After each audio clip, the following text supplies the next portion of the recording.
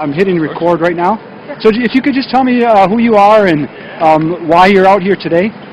My name is Jasper. I'm a grain farmer. I'm here today because workers and farmers need to unite. We can't be divided anymore. When workers and farmers unite, we will never be defeated. And there's too much. The farmers are getting a bunch of subsidies. Yeah, we don't get much for subsidies. The school teachers are making too much money. School teachers are not making too much money. But if we fight each other, we'll never figure out who the real enemy is.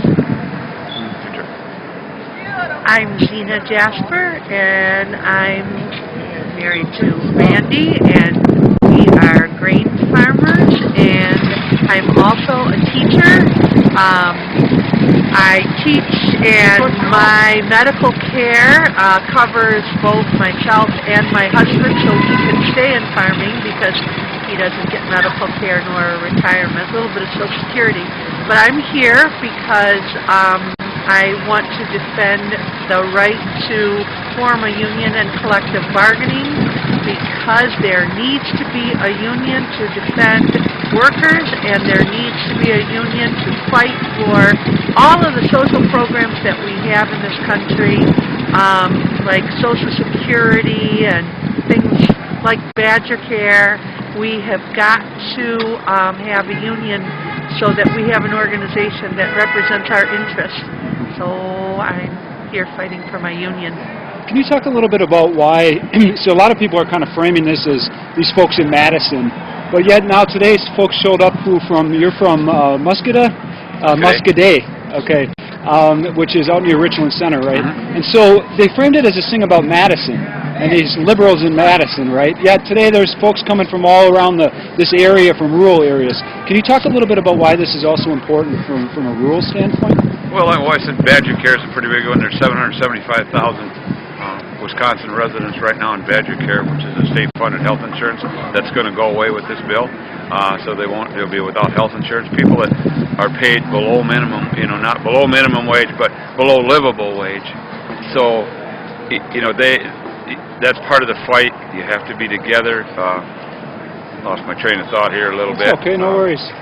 So just talking about why it's important for rural folks. Oh, yeah. Well, because like I said earlier, they've tried to divide us. They tell farmers that, oh, your taxes are high because the school teachers are making too much money, So then they're the enemy.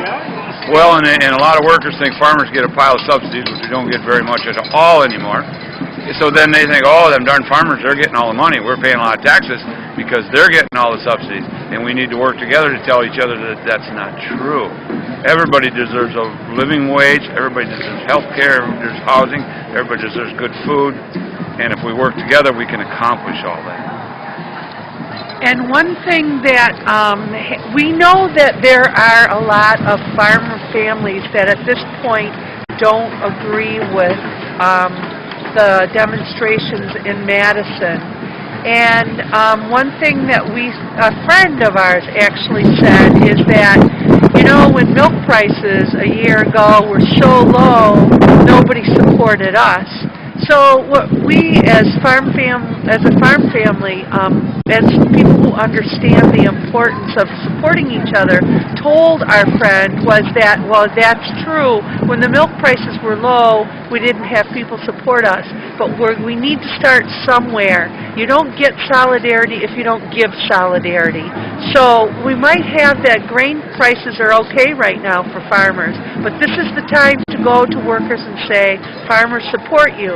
So that when we go and we don't have high grain prices and we have these really high, huge bills for gas to put in the tractors, then we can go to the unions and say, will you fight for us?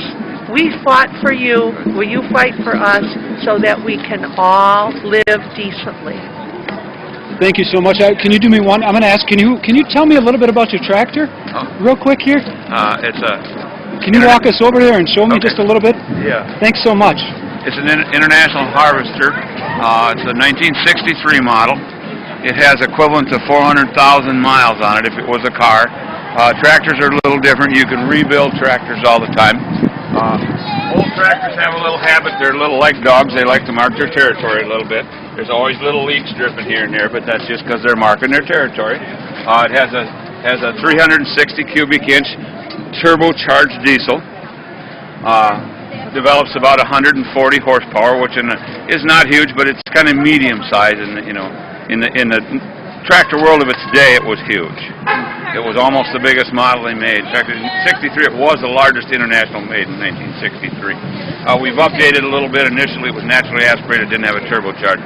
It has an 8-speed transmission, 8 forward gears plus its torque amplifier, so it makes 16 speeds forward, 8 gears in reverse. It has a 2-speed PTO, so you have a 540 or 1,000 for both. It has 2-spool hydraulics, which means you can run 2 different pieces on your implement at the same time. They were pretty modern for their day.